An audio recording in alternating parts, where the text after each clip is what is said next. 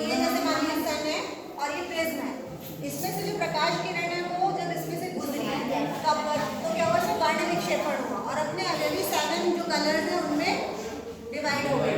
ये हो गया, ठीक है। इनका आपको वर्णक्रम भी पता है।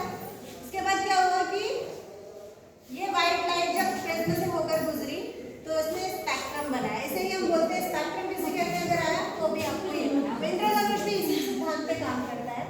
वर्षा अथवा बाष्प की छोटी छोटी जो बूंदें होती हैं वो पारदर्शी प्रिज्म का काम करती हैं, जो हमने प्रिज्म में एक्सपेरिमेंट किया, ठीक है।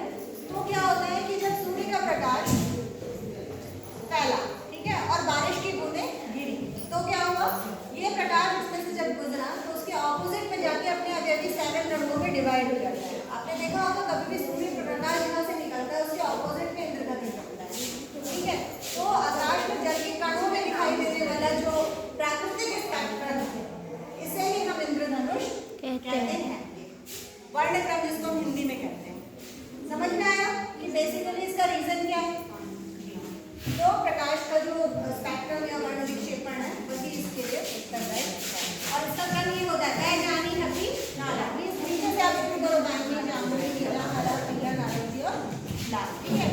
स्पेक्ट्रम के बाहरी सिरे पर लाल तथा भीतरी सिरे पर बैंगनी, दोनों सिरों ये लाल बैंगनी रंग के बीच असंख्य प्रकाश किरणों का जो रंग होता है वो हमको नजर आता है। वो 7 रंग ही होते हैं, ठीक है।